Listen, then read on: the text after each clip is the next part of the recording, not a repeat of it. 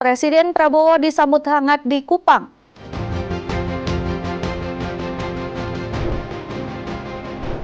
Presiden Yoon Suk Yeol sempat deklarasi darurat militer.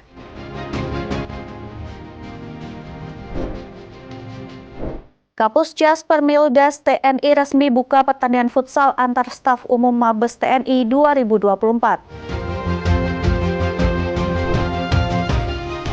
Selamat malam pemirsa setia Berita Nasional TV, program Berita Nasional Malam kembali menyapa Anda. Malam ini kami akan sajikan berita-berita terpanas dari dalam dan luar negeri, mulai dari perkembangan politik, ekonomi, hingga isu sosial yang sedang hangat diperbincangkan. Bersama saya Ajeng Tiara.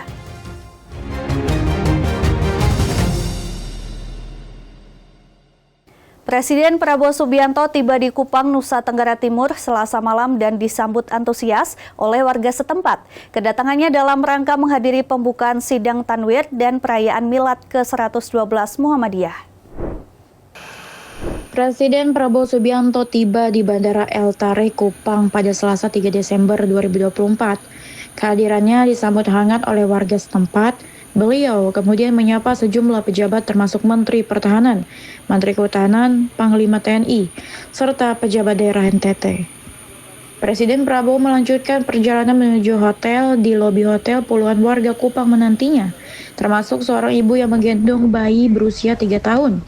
Presiden Prabowo berinteraksi akrab dengan anak-anak yang hadir dan berfoto bersama mereka sebagai tanda terima kasih atas sambutan yang hangat. Kedatangan Presiden Prabowo ke Kupang kali ini dalam rangka menghadiri pembukaan sidang Tanwir dan perayaan Milad ke-112 Muhammadiyah yang akan berlangsung pada 4 Desember 2024.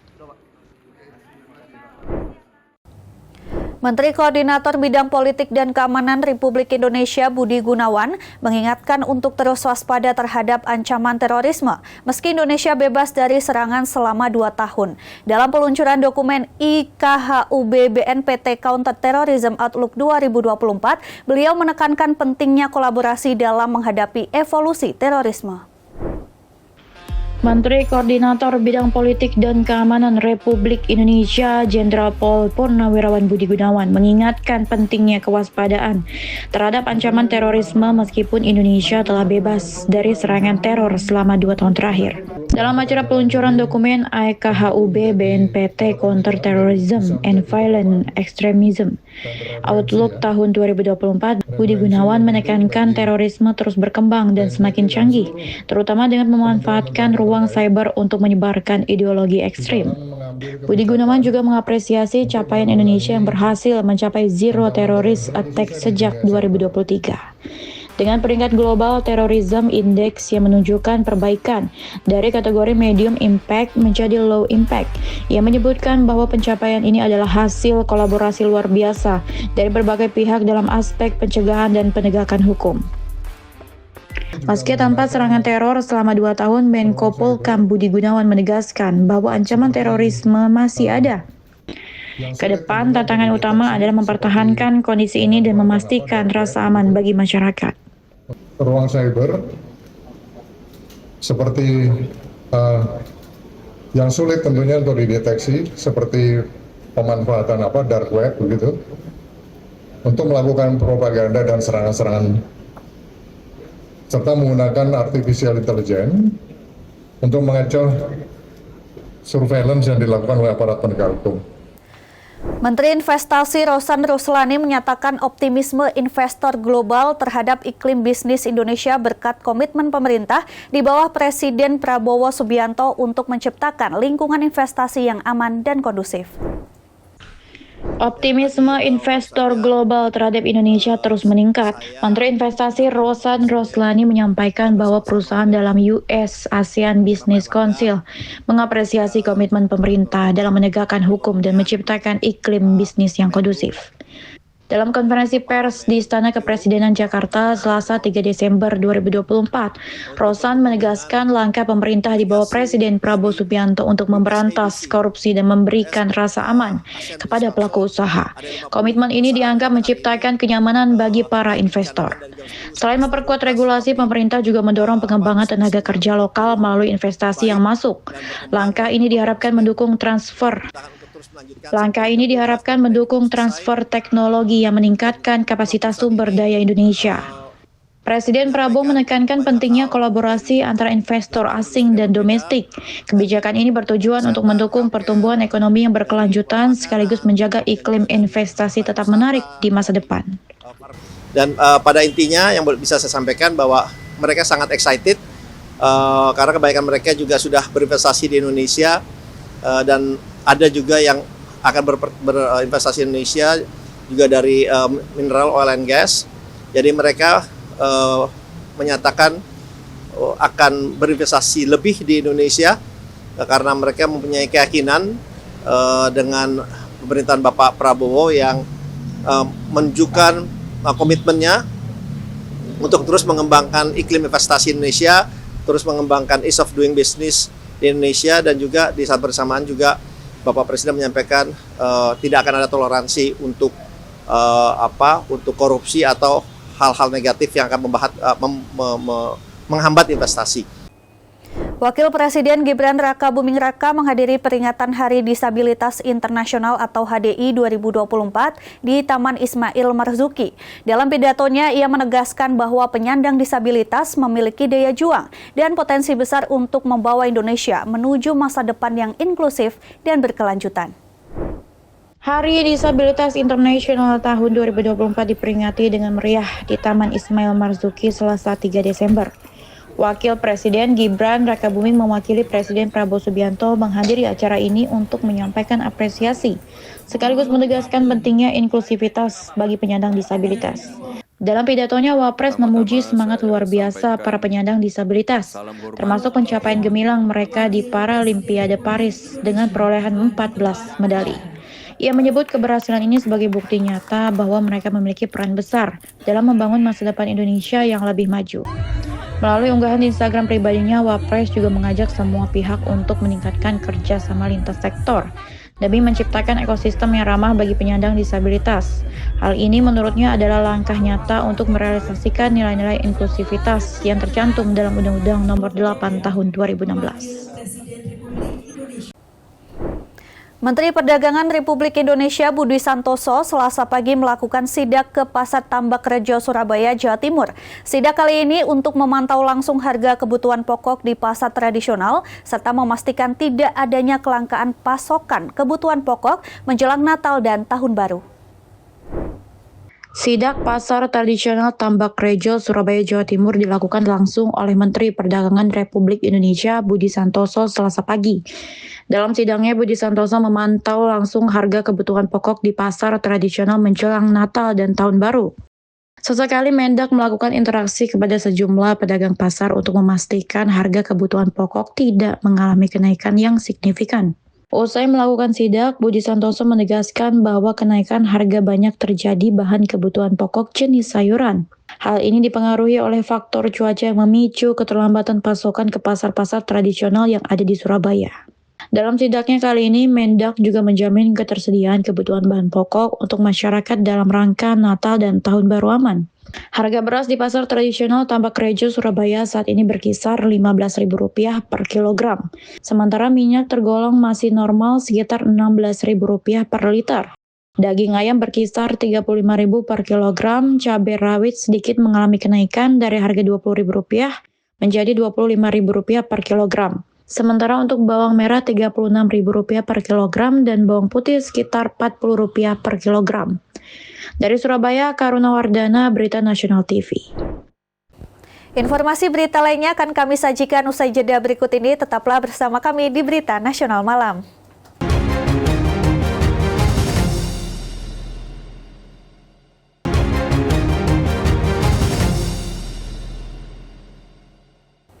Ketua DPR RI Puan Maharani melantik pimpinan dan anggota tim pengawas intelijen DPR RI. Puan mendorong tim untuk bersinergi bersama dan mengawasi kinerja intelijen sesuai tugas dan fungsi.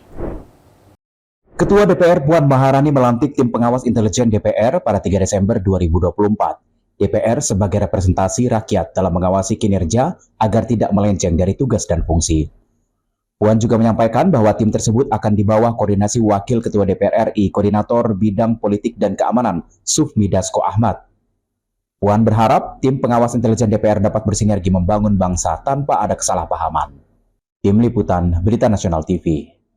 Nantikan tim pengawas intelijen DPR RI yang mana nanti tugasnya bisa melakukan sinergi di antara semua kementerian lembaga, sehingga memang apa hal-hal yang kemudian perlu kami antisipasi atau mitigasi bisa dilaksanakan dengan baik dan benar.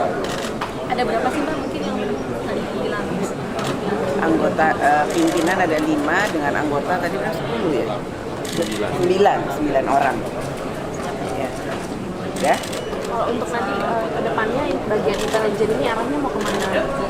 Ya nanti kita akan lihat dulu bagaimana kemudian tim pengawas intelijen ini bekerjanya seperti apa, bagaimana yang pasti harus ada sinergi dan koordinasi di antara semua hal yang berkaitan dengan bagaimana kita membangun bangsa dan negara tanpa kemudian ada kesalahpahaman.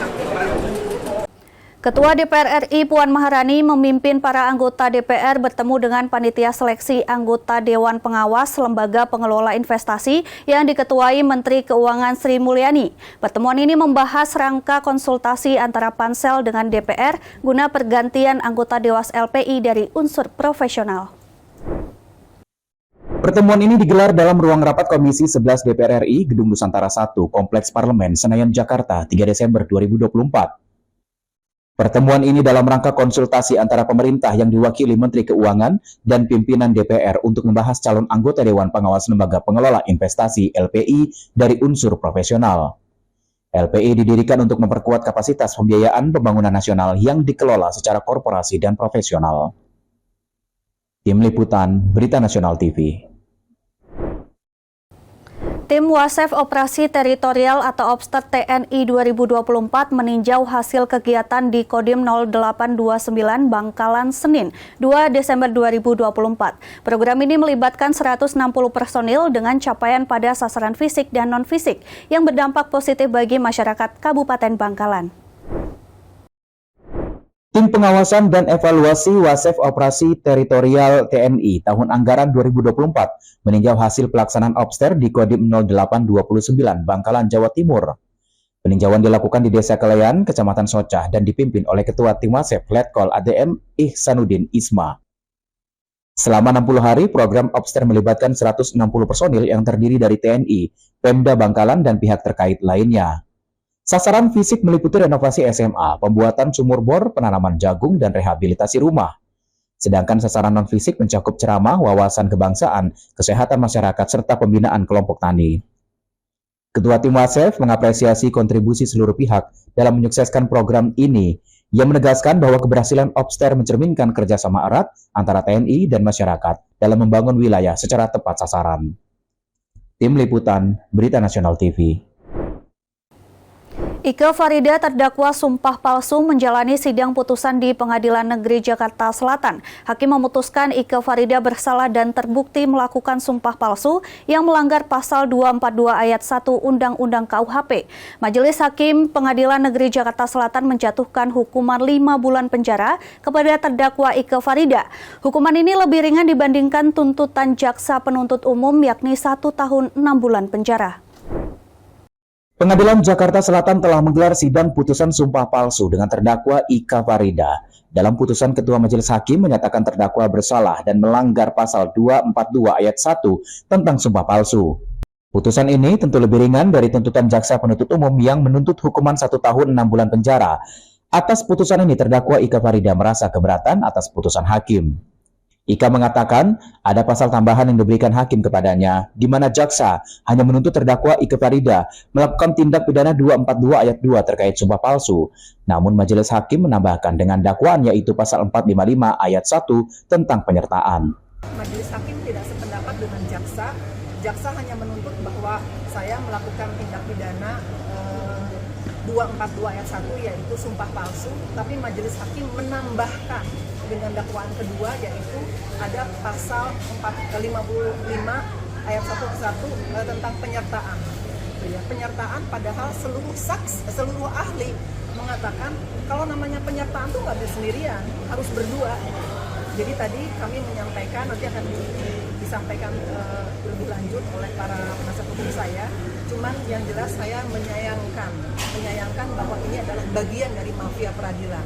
Saya harus katakan itu, dan demi Allah, bismillahirrahmanirrahim, saya akan banding meskipun hukumannya dikatakan mungkin ringan, tapi tidak, saya tidak bersalah. Sementara di luar Pengadilan Negeri Jakarta Selatan, ratusan massa yang mengatasnamakan Solidaritas Rakyat Peduli Hukum berorasi menyampaikan kembali kronologis kejadian yang berujung pada perkara pidana sumpah palsu ini dan meminta majelis memutuskan sesuai dengan fakta hukum yang disampaikan saksi fakta dan keterangan asli selama pemeriksaan.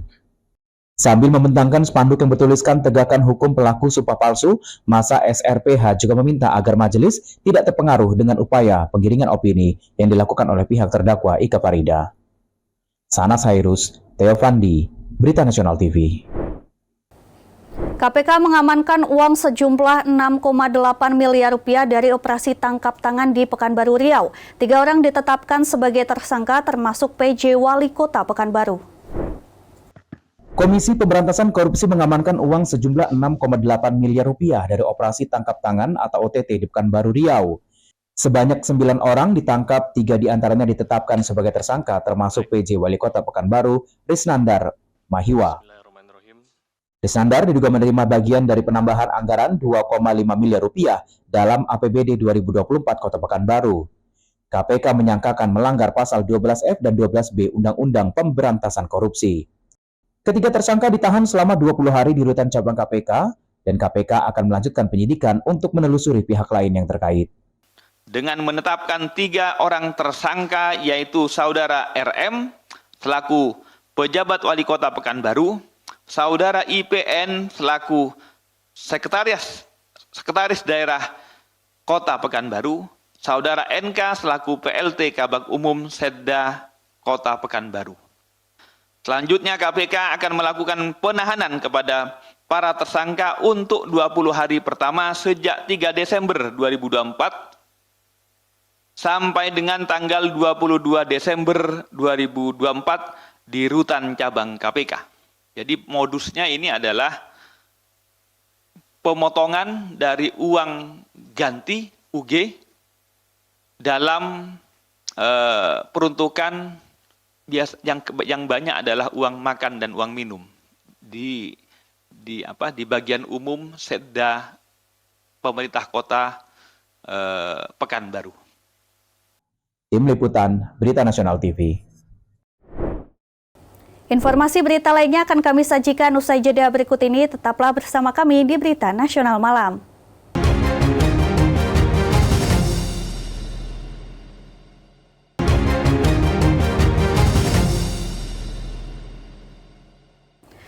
Kejaksaan Agung kembali menyita uang sebesar 288 miliar rupiah dari kasus dugaan tindak pencucian uang dari pengelolaan kebun sawit PT Duta Palma Group Selasa siang.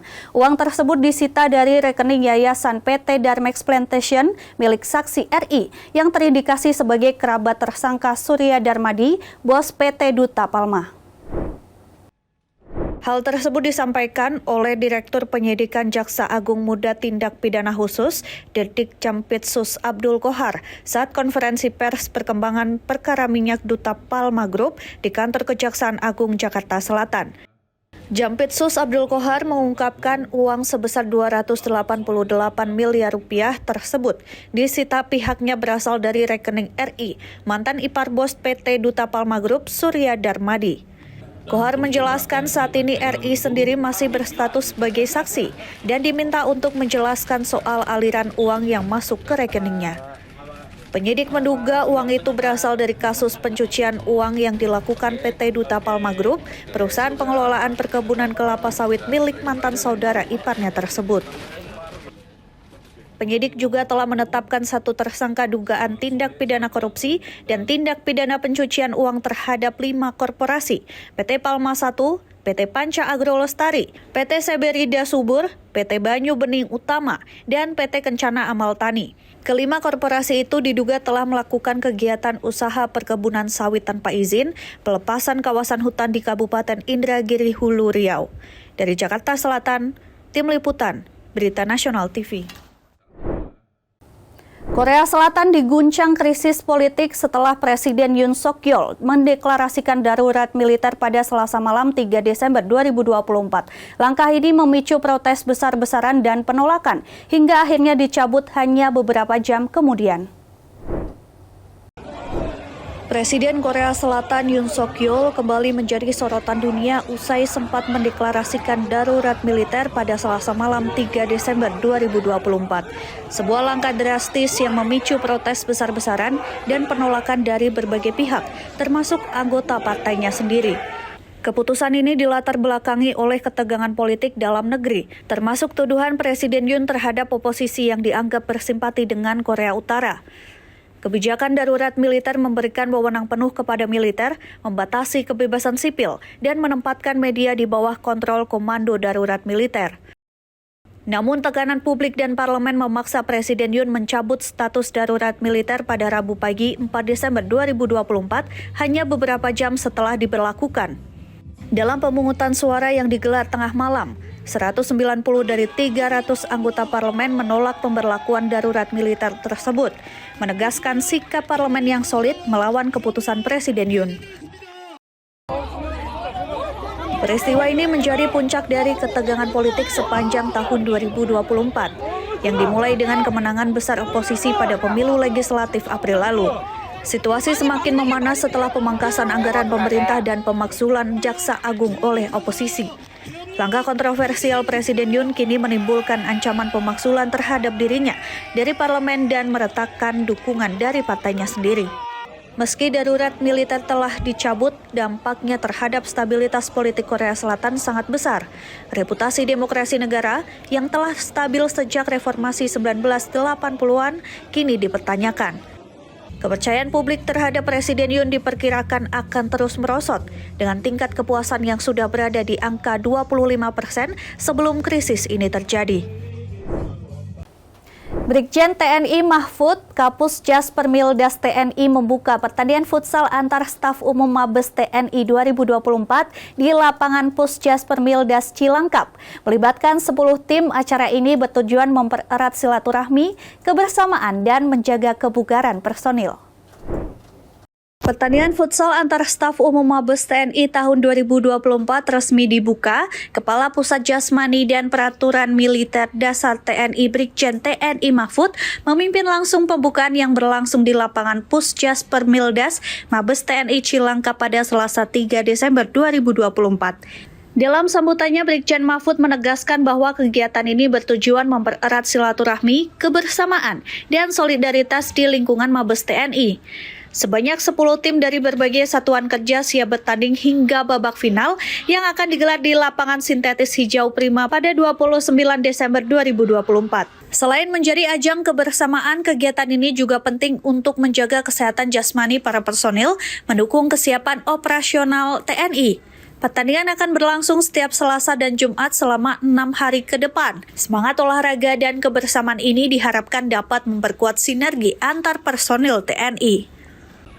Akhirnya dengan ucapan Bismillahirrahmanirrahim, pada hari ini, Selasa, tanggal 3 Desember tahun 2024, pukul 07.25 waktu Indonesia Barat, pertandingan futsal antar staf umum Mabes TNI tahun 2024 dengan resmi dinyatakan dimulai.